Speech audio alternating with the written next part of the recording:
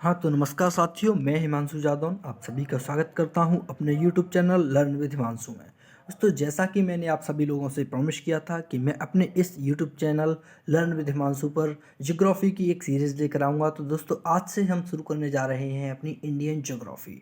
और Indian geography में दोस्तों हमारा पहला टॉपिक रहेगा भारत एक नज़र में। पहले हम भारत का अध्ययन करेंगे, क्योंकि पहले हमें भारत के बारे में थोड़ी बहुत जानकारी होगी, उसी के बाद तो हम अपनी ज्योग्राफी को आगे थोड़ा पढ़ पाएंगे।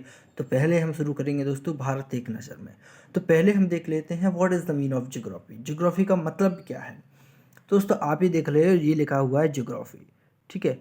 इस ज्योग्राफी में इस जियो का मतलब क्या, ये आप देख रहे हो, ये जियो। इस जियो का मतलब होता है दोस्तों काय से।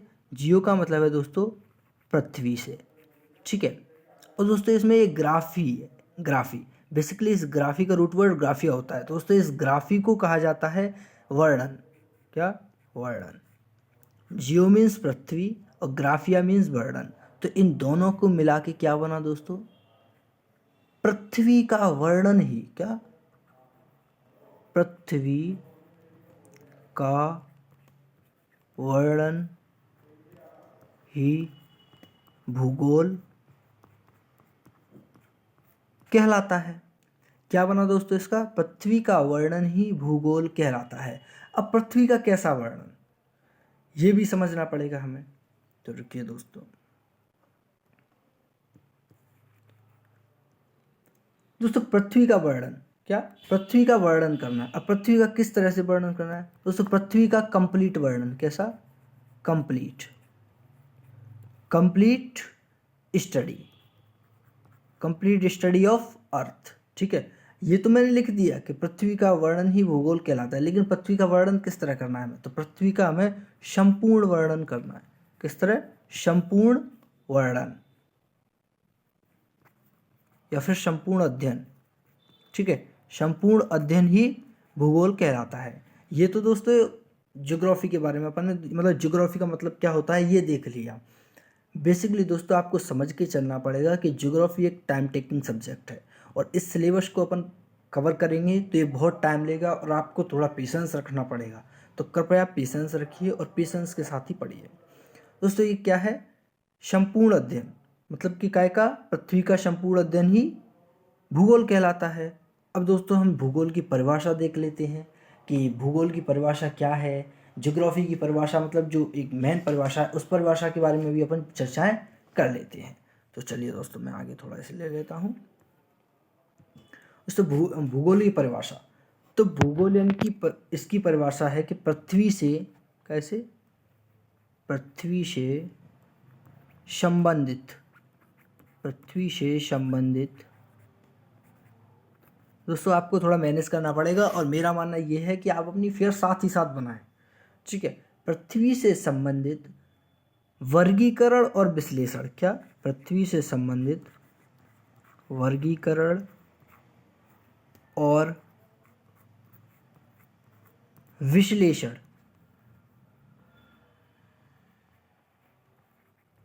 पृथ्वी से संबंधित वर्गीकरण और विश्लेषणों का अध्ययन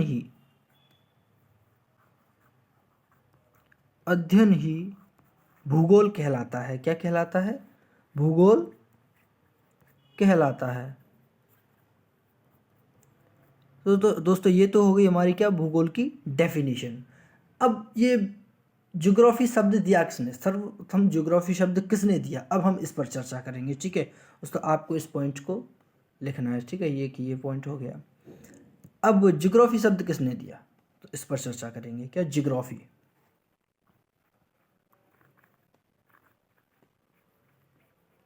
ज्योग्राफी वर्ड किसने दिया। दोस्तों ज्योग्राफी ये शब्द है ना, ये बेसिकली दिया है किसने, इरेटोस्थनीज ने। किसने, इरेटोस्थनीज। इरेटोस्थनीज ने दोस्तों क्या दिया है, ज्योग्राफी वर्ड। तो इसीलिए हम इरेटोस्थनीज को क्या कहते हैं, father of geography. Father of geography कौन है, तो दोस्तों फादर ऑफ ज्योग्राफी है कौन, इरेटोस्थनीज, ठीक है। तो दोस्तों ये हमारा ज्योग्राफी के बारे में मैंने आपको ये बता दिया, ज्योग्राफी वर्ड किसने दिया, व्हाट इज ज्योग्राफी, ज्योग्राफी का मतलब क्या है। अब दोस्तों हमारी चर्चा रहेगी, वो हमारी चर्चा आगे रहेगी भारत, हमारा जो पहला टॉपिक हम उठा रहे हैं वो है भारत का एक नज़र में अध्ययन। तो चलिए मैं इसे थोड़ा ऊपर कर देता हूँ। क्या है हमारा टॉपिक? पहला हमारा टॉपिक है भारत एक नज़र में। पहले हम थोड़ा भारत के बारे में चर्चा कर लेते हैं। ये है हमारा पहला टॉपिक, ठीक है दोस्तों। आपको ये मैनेज करना पड़ेगा क्योंकि थोड़ा ये वैसा मतलब बोर्ड है, इस पर लिखने में थोड़ा सही वो नहीं आ रहा है, तो आप मैनेज करना है, ठीक है। तो भारत का एक नज़र में अध्ययन, ये हमारा पहला टॉपिक है। तो दोस्तों इसे हम मैप से पढ़ेंगे। मैं आपको भारत की भौगोलिक स्थिति, भारत की सीमाएं किस किस देश के साथ लगती हैं, भारत के कितने नाम हैं, भारत की जनसंख्या कितनी है, ये सारा सब कुछ मैं आपको बताऊंगा, ठीक है दोस्तों। तो अभी हम ले लेते हैं हमारे हिंदुस्तान का एक मैप। ये ले लिया मैंने दोस्तों इंडिया का एक मैप, ठीक है। ये रहा हमारा प्यारा भारत। हाँ तो दोस्तों आप ये देख सकते हो, ये है हमारे भारत का मैप, ठीक है। हालांकि मैं इस मैप को यहाँ पे आपको अभी बनाकर भी बताऊंगा, ठीक है। तो अभी हम पहले देखते हैं भारत का पूर्व से पश्चिम, उत्तर से दक्षिण विस्तार कितना है। दोस्तों भारत का पूर्व से पश्चिम जो कि पूरा विस्तार है ना, पूर्व से पश्चिम यानी कि ये है पूर्व, यहाँ से मैं लाइन बाउंड्री डाल रहा हूँ, ये अभी मैं बाउंड्री डालूंगा। ये दोस्तों पूर्व से और पश्चिम तक, यहाँ तक भारत का विस्तार माना जाता है दोस्तों कितना? 2933 किलोमीटर। कितना माना जाता है? 2933 किलोमीटर पूर्व से पश्चिम की ओर भारत का विस्तार माना जाता है। कितना? 2933 किलोमीटर। अब उत्तर से दक्षिण, तो दोस्तों उत्तर से और दक्षिण नीचे, ये भारत का विस्तार दोस्तों माना जाता है कितना? तो 3214 किलोमीटर, ठीक है। कितना माना जाता है? 3214 किलोमीटर। पूर्व से पश्चिम कितना माना जाता है? तो 2933 किलोमीटर। और उत्तर से और दक्षिण कितना माना जाता है? तो उत्तर से दक्षिण यानी कि नॉर्दर्न टू साउथ सदर्न कितना माना जाता है? तो 3214 किलोमीटर, ठीक है। अब दोस्तों हम इनका वो देख लेते हैं भौगोलिक कितना है, ठीक है। तो चलिए एक मिनट, मैं इसे रफ नहीं कर रहे। तो दोस्तों पश्चिम में कहाँ पर? पश्चिम में कितना है? तो दोस्तों पश्चिम में है भारत। कितना है इसका भौगोलिक? तो ये है दोस्तों 68 डिग्री 7 मिनट से लेकर पश्चिम से। पूर्व में कितना जाता है दोस्तों?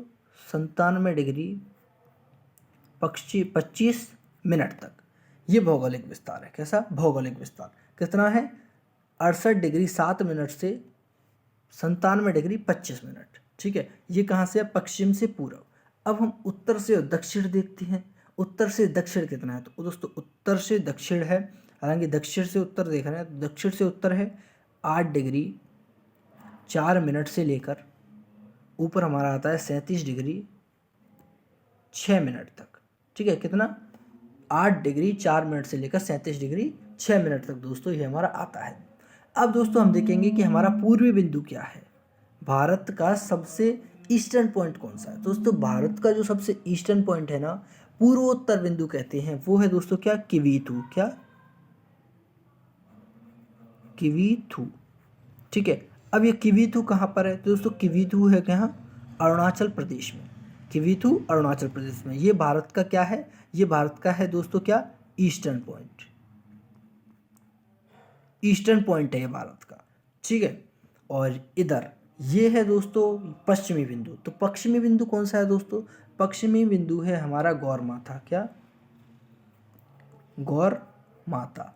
गौर माथा ये कहाँ पर है दोस्तों? तो गौर माथा है गुजरात में, ठीक है। इसे ही राजहर क्रीक, सर क्रीक बोल देते हैं, ठीक है। ये हमारा पश्चिमी बिंदु है। कौन सा?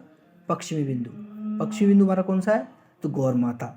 कहाँ पर है? गुजरात में है, ठीक है दोस्तों। पूर्वी बिंदु किवीथू कहाँ पर है? अरुणाचल प्रदेश में है, ठीक है। अब हम देखते हैं अपना सदर्न पॉइंट, है ना। सदर्न पॉइंट दोस्तों ये हमारा सदर्न पॉइंट हमारा कौन सा है? चलो मैं इसे थोड़ा ऊपर ले ले रहा हूँ। सदर्न पॉइंट है दोस्तों हमारा सदर्न पॉइंट दोस्तों कैप कोमोरिन है। कहाँ पर है? Cap Comorin. इसका नाम है cap Comorin. Cap Comorin, cap Comorin ये हमारा सदर्न पॉइंट है। कैप कोमोरिन हमारा सदर्न पॉइंट है। ये कहाँ पर है? तो दोस्तों ये है तमिलनाडु। तमिलनाडु तमिलनाडु के कन्याकुमारी में। कहाँ? तमिलनाडु के कन्याकुमारी में। ठीक है, ये हमारा क्या है? Southern point. अब हम अपना नॉर्दर्न पॉइंट भी देखेंगे, तो चलिए अब हम अपना नॉर्दर्न पॉइंट भी देख लेते हैं। तो यहाँ पर आएगा हमारा नॉर्दर्न पॉइंट, इस जगह। कहाँ पर? इस जगह, यानी कि लद्दाख में। लद्दाख में हमारा क्या आएगा? उत्तरी बिंदु। लिख देता हूँ मैं, लद्दाख। लद्दाख में हमारा उत्तरी बिंदु आएगा। इसका नाम क्या है दोस्तों? तो इसका नाम है दोस्तों इंदिरा कॉल। क्या? इंदिरा कॉल। ठीक है, ये हमारा सबसे नॉर्दर्न पॉइंट है, जो कि कहाँ पर है? जो कि लद्दाख में है। अब दोस्तों हम आगे चलते हैं। दोस्तों इस जगह आ जाता है क्या? इस जगह, यहाँ पर अंडमान निकोबार। ठीक है, ये अंडमान निकोबार आ जाता है। अब दोस्तों ये पूछे कि भारत का दक्षिणतम बिंदु कौन सा है? तो दोस्तों भारत का दक्षिणतम बिंदु है ये। क्या है? ये भारत का दक्षिणतम बिंदु कह देते हैं। ठीक है, और किस विस्तार में कहते हैं इसे? ये भारत का मुख्य भूमि का दक्षिणतम बिंदु है। कहेगा भारत की मुख्य भूमि का दक्षिणतम बिंदु तो दोस्तों कैप कोमोरिन हो जाएगा, जो कि कन्याकुमारी तमिलनाडु में है। ठीक है, लेकिन भारत का ये मुख्य भूमि का दक्षिणतम बिंदु है। ठीक है, इसे मुख्य भूमि का दक्षिणतम बिंदु कहेंगे। और यहाँ पर कहाँ? अंडमान निकोबार में। अंडमान निकोबार में आएगा ना, वो दोस्तों भारत का दक्षिणतम बिंदु कहलाएगा। भारत का दक्षिणतम बिंदु कहाँ पर है? अंडमान निकोबार में। लिखते चलना दोस्तों आप सभी लोग। ठीक है, भारत का दक्षिणतम बिंदु मैं यहाँ पर लिख देता हूँ। ये अंडमान निकोबार की मैंने आपको पोजीशन बता दी। ठीक है, तो यहाँ पर भारत का दक्षिणतम बिंदु है, जिसका नाम क्या है दोस्तों? जिसका नाम है इंदिरा पॉइंट। चलिए मैं इस लाइन को आगे लिख देता हूँ। भारत का दक्षिणतम बिंदु, भारत का दक्षिणतम बिंदु है दोस्तों क्या? इंदिरा पॉइंट। ठीक है, इंदिरा पॉइंट भारत का दक्षिणतम बिंदु है। और भारत की, अब ऐसे लिखा है मुख्य भूमि, तो भारत की मुख्य भूमि का दक्षिणतम बिंदु कौन सा है दोस्तों? तो वो है कैप्को मोरिन। कौन सा है? कैप्को मोरिन। ठीक है, ये भारत की मुख्य भूमि का दक्षिणतम बिंदु कौन सा माना जाता है? तो कैप्को मोरिन माना जाता है। ठीक है, तो चलो अभी मैं एक बार और मैप को ले लेता हूँ। चलिए इसे थोड़ा ऊपर कर देते हैं ना।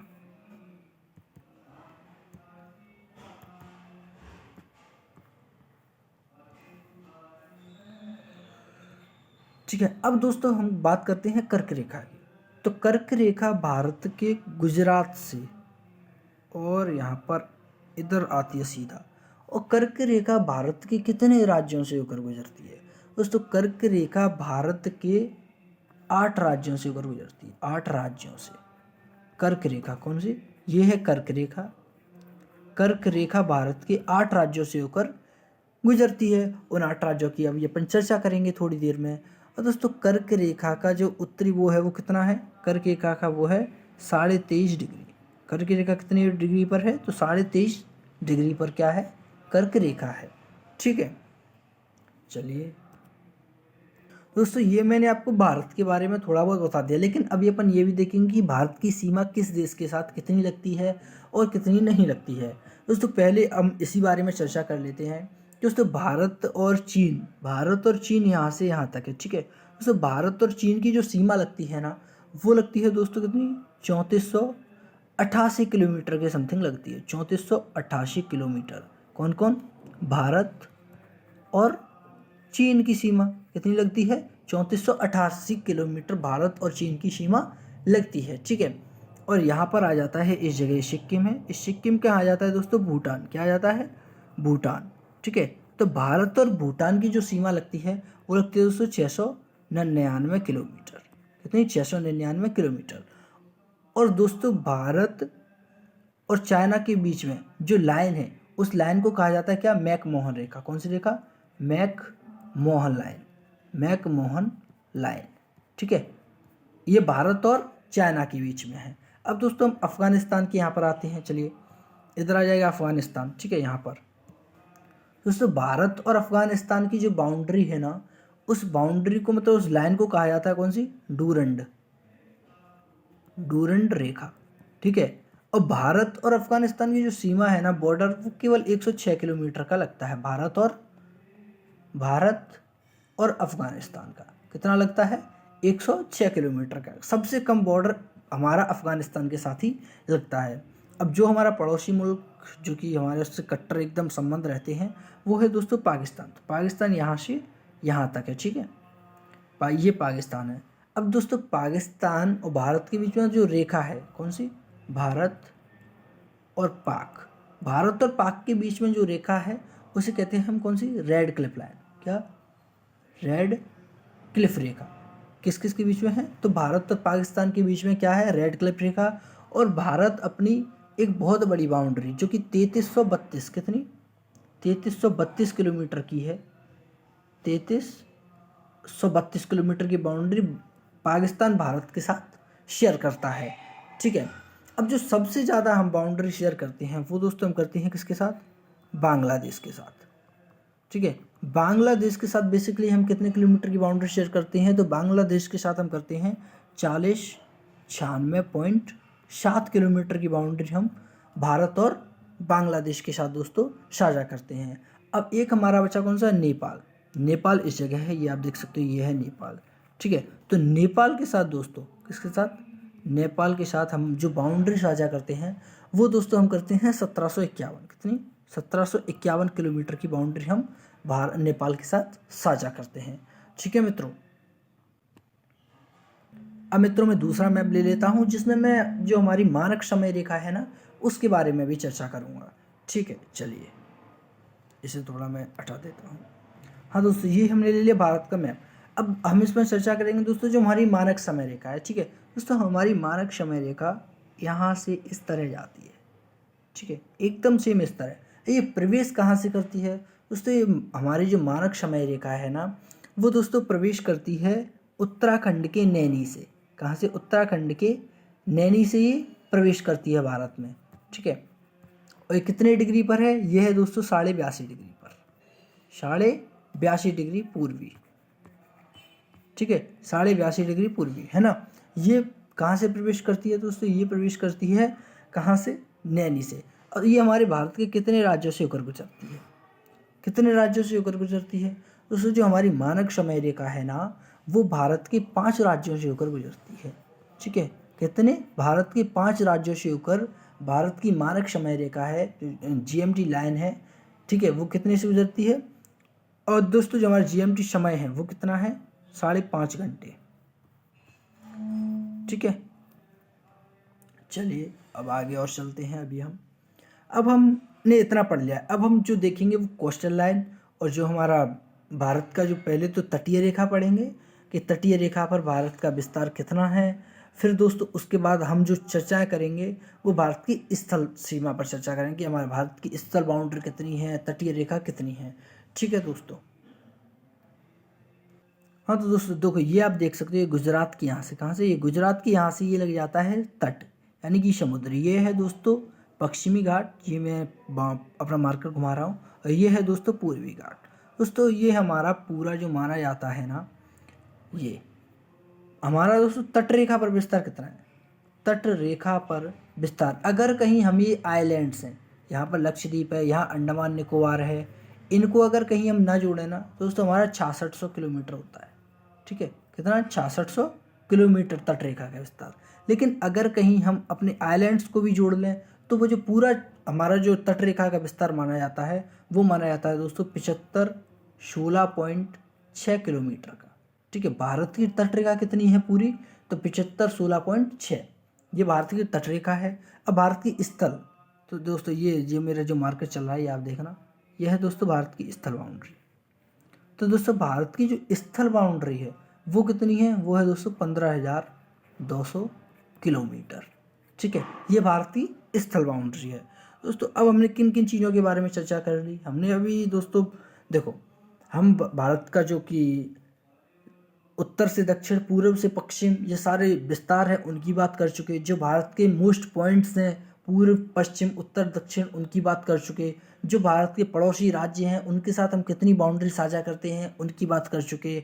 और दोस्तों अभी हमने बात कर ली अपनी कोस्टल लाइन की और हमारी लैंड लाइन की, ठीक है, जो हमारा स्थलीय भाग है उसकी, ठीक है। अब हम चर्चा करेंगे दोस्तों आगे।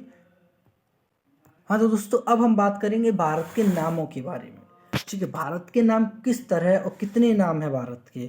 ठीक है, तो इन चीज़ों को मैं अभी आपको आगे लिख कर बताऊँगा। ठीक है दोस्तों, जो हमारा इंडिया है ना, भारत एक मतलब बहुत ही पुरानी सभ्यता मानी जाती है। जब मानव की उत्पत्ति हुई थी ना, उसी समय भारत की उत्पत्ति मानी जाती है।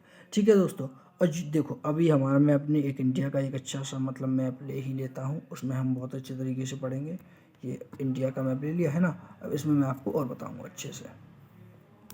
अब दोस्तों ये आप हमारा भारत देख सकते हो, ये है मेरा प्यारा भारत। ठीक है, अब भारत को दोस्तों सब कॉन्टिनेंट यानी कि उपमहाद्वीप क्यों कहते हैं।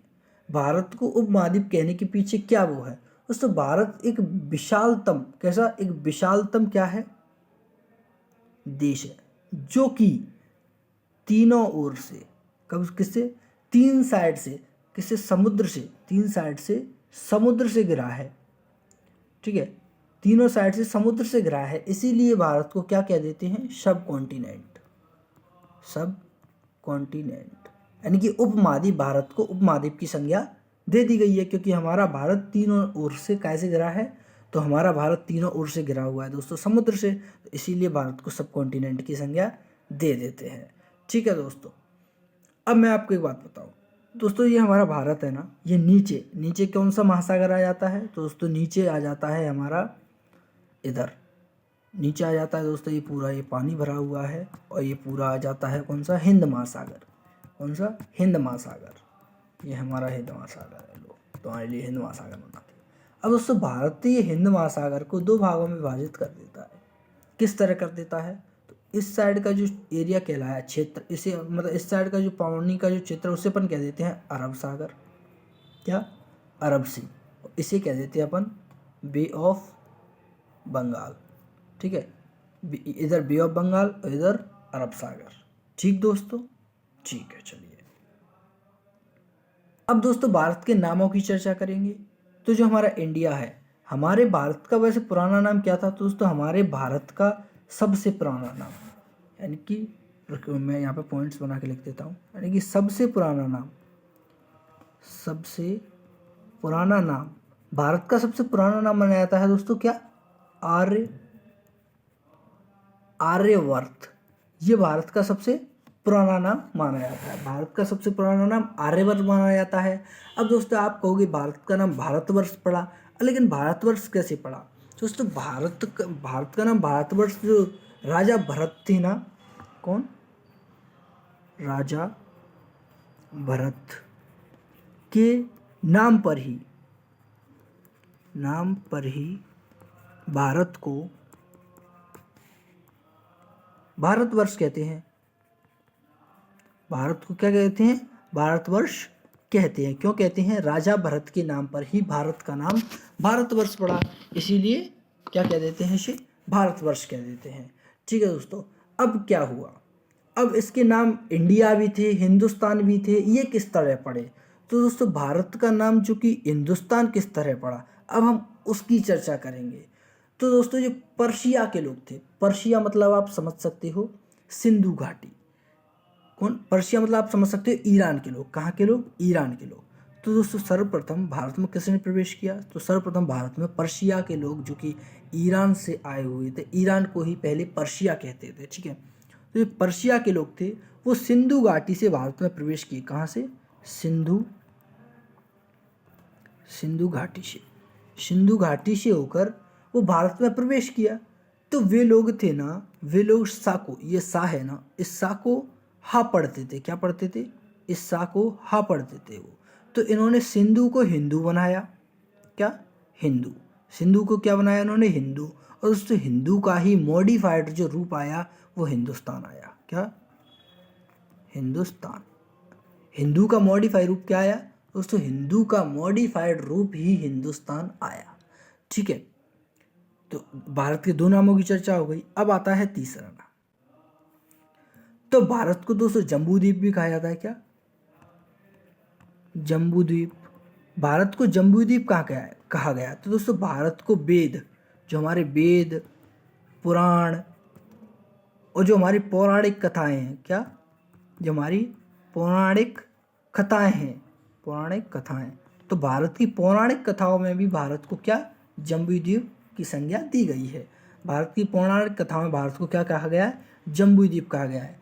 अब दोस्तों आपको एक जो इम्पोर्टेंट नाम है इंडिया, इंडिया भारत का इंडिया नाम कैसे पड़ा, तो भारत के लिए जो इंडिया शब्द है ना, क्या इंडिया, इंडिया भारत के लिए इंडिया शब्द का जो प्रयोग सर्वप्रथम किया था वो किया था दोस्तों किसने, ग्रीक्स यानी कि यूनानी, जो यूनानी थे ना, कौन, यूनानी, यूनानियों ने ही भारत के लिए सर्वप्रथम इंडिया शब्द का प्रयोग किया। अब उन्होंने किस तरह इंडिया शब्द का प्रयोग किया, दोस्तों जो यूनानी लोग थे ये सिंधु को, किसे, सिंधु को क्या बोलते थे, इंडस बोलते थे, क्या, सिंधु को ये लोग इंडस बोलते थे, ठीक है।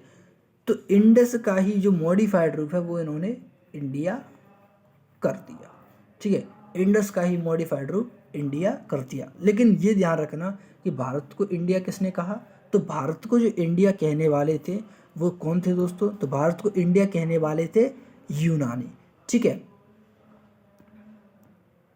अब दोस्तों एक जेम्स अलेक्जेंडर आते हैं, कौन, James Alexander, James Alexander, James Alexander ने अपनी जो बुक्स वितरण की बुक्स वगैरह लिखी हैं उनमें इन्होंने भारत को पहले क्या कहा, सिंधु, ठीक है, मतलब सिंधु नाम से मतलब सिंधु था, सिंधु के सा को इन्होंने हा पढ़ दिया, अब इन्होंने हिंदू बना दिया इसे, ठीक है, अब हिंदू बना दिया इन्होंने, अब हिंदू को ही इन्होंने क्या बना दिया दोस्तों, हिंदू नाम से संबोधित किया इन्होंने, किसे, भारत को।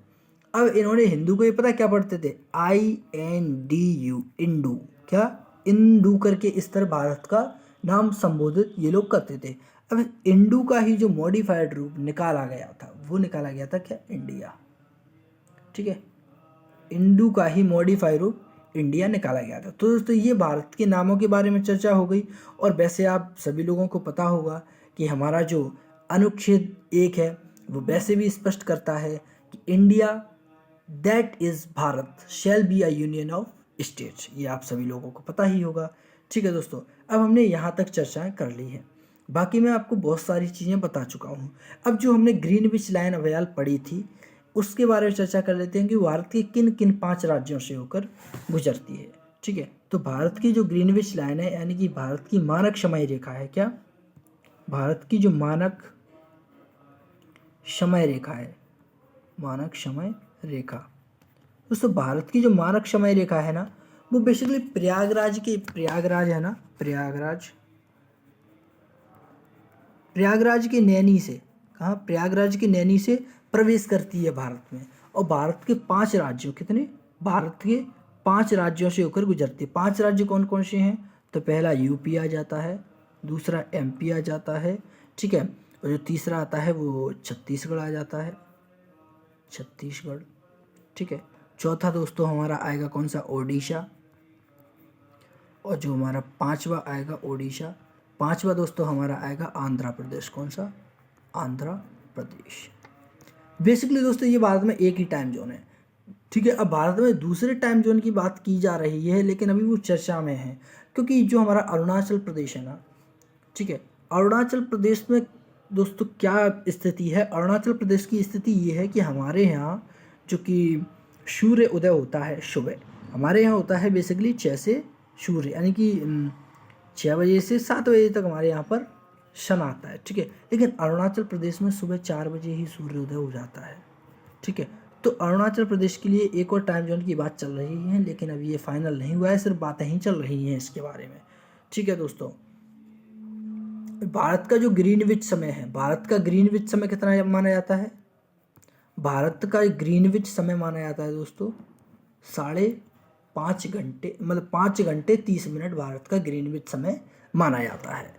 अब मैं चर्चा कर लेता हूँ कि भारत की जो कर्क रेखा है वो किस किस राज्यों से होकर गुजरती है। बेसिकली आपको मैंने ये तो बता ही दिया कि कर्क रेखा कहाँ से गुजरती है, तो अब हम कर्क रेखा की चर्चा कर लेते हैं, ठीक है दोस्तों। भारत में जो कर्क रेखा है ना वो पहले गुजरात में आती है, अब गुजरात से आएगी दोस्तों ये कहाँ पर, तो राजस्थान में आ जाएगी, राजस्थान से मतलब सीधी है, ठीक है, गुजरात से राजस्थान, राजस्थान से आ जाएगी ये MP में, MP से आ जाएगी दोस्तों ये कहाँ, छत्तीसगढ़ में, छत्तीसगढ़ में, अब छत्तीसगढ़ से कहाँ आएगी, तो छत्तीसगढ़ से आएगी ये झारखंड। एक मिनट यहाँ लिख देते हैं, छत्तीसगढ़ से झारखंड, ठीक है। छत्तीसगढ़ से कहाँ आई, झारखंड। अब झारखंड से आएगी पश्चिम बंगाल, पश्चिम बंगाल।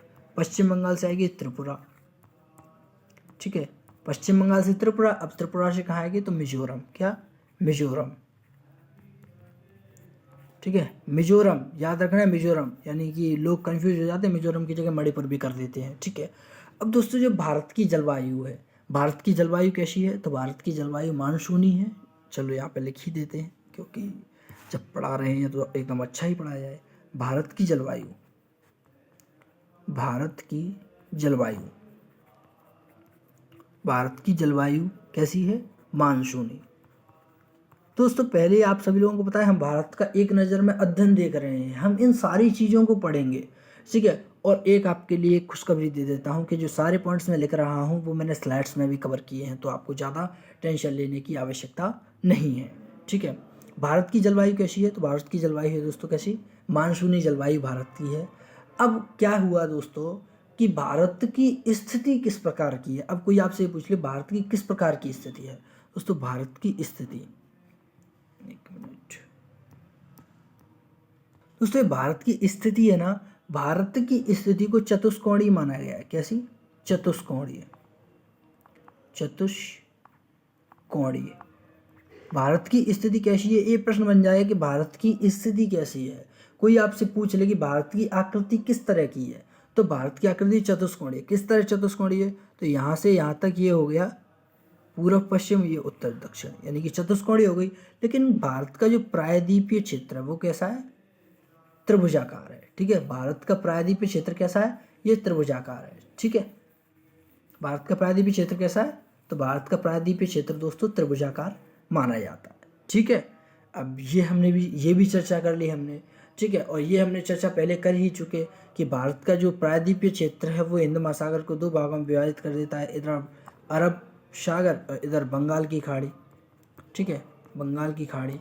इन बातों की हम चर्चा कर ही चुके। हम इन बातों की भी चर्चा कर चुके कि भारत की जो कि स्थल सीमा है वो 15,200 किलोमीटर है, और जो भारत की तट रेखा है वो है दोस्तों कितनी वो मानी जाती है 16.6 किलोमीटर, ठीक है। ये सारे द्वीपों को मिलाकर है, बिना द्वीपों को मिलाकर 6100 मानी जाती है, ठीक है। इन सारी बातों की हम पहले ही चर्चा कर चुके हैं, ठीक है। अब दोस्तों जो कुछ पॉइंट्स और हैं उन्हें भी हम चर्चा कर लेते हैं। हाँ तो दोस्तों देखिए यहाँ पर आ जाता है क्या, छोटा सा आ जाता है यहाँ पर लक्षद्वीप, यहाँ मिनिकॉय है। लक्षद्वीप और मिनिकॉय के बीच में जो चैनल है वो कितने डिग्री चैनल है, दोस्तों लक्षद्वीप और मिनिकॉय के बीच में है 9 डिग्री चैनल। कितना, 9 डिग्री चैनल। किस किस के, लक्षद्वीप और मिनिकॉय के बीच में 9 डिग्री चैनल, किस किस के, लक्षद्वीप और मिनिकॉय के बीच में। और यहाँ पर आ जाता है मॉलडीव्स, क्या, मॉलडीव्स विद 6 सर्कल्स। मॉलडीव्स दोस्तों यहाँ पर आ जाता है, ये अपने मजाक के लिए थोड़ा सा किया था, हालांकि इन चीज़ों से अपना कोई वास्ता नहीं है, अपन इन चीज़ों से बहुत दूर है। अब दोस्तों ये आ जाता है हमारा क्या, मिनिकॉय। मिनिकॉय और इसके बीच में किसके, मॉलडीव।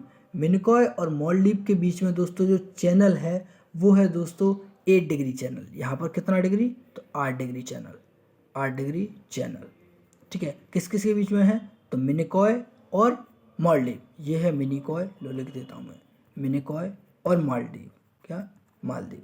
मिनिकॉय और मालदीव के बीच में 8 डिग्री चैनल है, और लक्षद्वीप और मिनिकॉय के बीच में 9 डिग्री चैनल है। दोस्तों आप इन पॉइंट्स को लिख तो सकते हो ना, मैं आशा करता हूँ कि आप इन पॉइंट्स को लिख लोगे, ठीक है। अब इधर आ जाता है दोस्तों, ये है अंडमान, ये है निकोबार्स, ठीक है। अब एक मिनट रुकिए, हाँ ये अंडमान आ गया और ये निकोबार आ गया, ठीक है। लिटिल अंडमान और कार निकोबार, लिटिल अंडमान, ये लिटिल अंडमान है, लिटिल अंडमान, ये कार निकोबार है, मतलब ग्रेट निकोबार। इनके बीच में एक चैनल है, इसे कहा जाता है दोस्तों कितना, 10 डिग्री चैनल। कितना, 10 डिग्री चैनल, ठीक है। इसे 10 डिग्री चैनल कहते हैं, ठीक है दोस्तों। अब मित्रों हम चर्चा कर लेते हैं, जैसे बांग्लादेश है, बांग्लादेश के साथ भारत के कितने राज्यों की सीमा लगती है। तो उससे पहला हम बांग्लादेश ही उठाते हैं, कौन, पहला बांग्लादेश। बांग्लादेश दोस्तों, बांग्लादेश के साथ भारत के 5 राज्यों की सीमा लगती है बेसिकली। एक है पश्चिम बंगाल, ठीक है, क्या है, पश्चिम बंगाल। दूसरा है मेघालय, क्या, मेघालय। तीसरा है दोस्तों मिजोरम, क्या, मिजोरम। चौथा है त्रिपुरा, जो कि बेसिकली तीनों ओर से इसी से घिरा है, क्या, त्रिपुरा। और दोस्तों चौथा है वो है क्या, असम। इन 5 राज्यों की सीमा किससे लगती है, बांग्लादेश से लगती है। पहला मैंने बांग्लादेश लिया, और दूसरा लेते हैं हम, तो दूसरा लेंगे हम चाइना, क्या, दूसरा है चीन। चाइना की कितने, बेसिकली दोस्तों अगर कहीं चाइना तिब्बत को 1959 में नहीं कब्जा था तो हमारी चाइना से बिल्कुल भी सीमा नहीं लगती, लेकिन अब तिब्बत किसके पास है, तो चाइना के पास। तो भारत और चाइना की सीमा भी 5 राज्यों से लगती है। पहला आता है HP यानी कि हिमाचल प्रदेश, ठीक है। दूसरा आता है दोस्तों UK यानी कि उत्तराखंड। तीसरा आता है दोस्तों क्या, सिक्किम आ जाता है तीसरा। चौथा आ जाता है दोस्तों हमारा AP यानी कि अरुणाचल प्रदेश। पांचवा आ जाता है हमारा क्या, लद्दाख, जो कि पोंगोत्सो झील के यहाँ पे जो विवाद चल रहा है अभी फिलहाल में, ठीक है। अब नेक्स्ट ले लेते हैं हम अपना, जो कि हमारा पड़ोसी माना जाता है, एकदम राइवलरी कंट्री, पाकिस्तान के दोस्तों साथ हमारे कितने राज्यों का लगता है, पाकिस्तान के साथ भी 5 राज्य हमारे सीमा साझा करते हैं। पहला आता है गुजरात, ठीक है। दूसरा आता है RJ यानी कि राजस्थान। तीसरा आता है दोस्तों पंजाब, ठीक है। चौथा आता है हमारा जम्मू कश्मीर, JNK। पांचवा आता है हमारा क्या, लद्दाख, ठीक है। इन 5 राज्यों की सीमा किसके साथ लगती है, हालांकि ये केंद्र शासित प्रदेश है, ये भी केंद्र शासित प्रदेश है, तो इनकी सीमा लगती है पाकिस्तान के साथ, ठीक है।